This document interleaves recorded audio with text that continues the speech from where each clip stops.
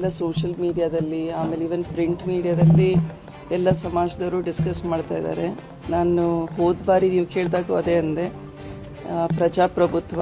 So ಪ್ರತಿಯೊಬ್ಬರು ಕೂಡ ಆಸ್ಪೈರೆಂಟ್ಸು ಸಮಾಜದಲ್ಲಿ ಡಿಸ್ಕಸ್ ಮಾಡಿ ನಮ್ಮ ದಕ್ಷಿಣ ಕ್ಷೇತ್ರ ಅಪ್ಪಾಜಿಯವರ ಕ್ಷೇತ್ರ ಸತತವಾಗಿ 6 ಬಾರಿ ಗೆದ್ದಿದ್ದಾರೆ. ದಾವಣಗೆರೆಯಲ್ಲಿ MLA ಆಗಿ ಒಳ್ಳೊಳ್ಳೆ ಕಾರ್ಯಗಳನ್ನು ಮಾಡಿದ್ದಾರೆ. ಇಡೀ ಕ್ಷೇತ್ರದಲ್ಲಿ ಸಿಮೆಂಟ್ ರೋಡು ಎಲ್ಲಿಲ್ಲ ಅಂತ ಹುಡುಕಬೇಕಾಗಿದೆ. ಸೊ ಅಷ್ಟು ಒಳ್ಳೆ ಅಭಿವೃದ್ಧಿ ಕಾಮಗಾರಿಗಳಾಗಿದ್ದಾವೆ. ಸೊ ನೆಕ್ಸ್ಟ್ ನಮ್ಮ ಕಾಂಗ್ರೆಸ್ ಪಕ್ಷಕ್ಕೆ ಇರೋ ಚಾಲೆಂಜ್ ಏನು ಅಂದರೆ ದಕ್ಷಿಣದಲ್ಲಿ ಯಾರೇ ಕ್ಯಾಂಡಿಡೇಟ್ ಆದರೂ ಅವರನ್ನು ಗೆಲ್ಲಿಸಬೇಕು ಅನ್ನೋದು.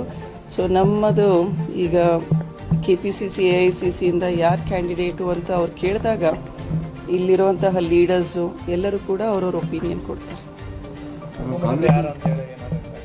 ಇಲ್ಲ ಆ ಥರ ಇಲ್ಲ, ಬಟ್ ಪಬ್ಲಿಕ್ನಲ್ಲಿ ಎಲ್ಲರದ್ದು ಅವ್ರವ್ರದ್ದೇ ಆಸೆ ಇದೆ.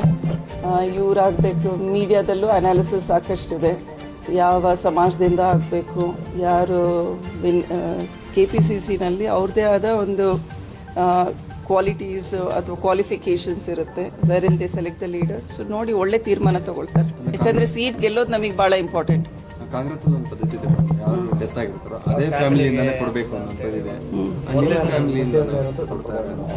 ಎಲ್ಲ ಸಂಪ್ರದಾಯ ಇದೆ, ಅದನ್ನು ಕನ್ಸಿಡರ್ ಮಾಡ್ತಾರೆ KPCCನವರು. ಬಟ್ ಫೈನಲಿ ನಮಗೇನು ಒಳ್ಳೆ ಔಟ್ಕಮ್ ಆಗಬೇಕು. ಎಲ್ಲ ಪಕ್ಷದಲ್ಲಿ ಯಾರು ಮನಸ್ತಾಪ ಇಲ್ದಂಗೆ ಮುಂದಿನ ಚುನಾವಣೆಯಲ್ಲಿ ಗೆಲ್ಲಬೇಕು. ಹೌದ್ರಾ?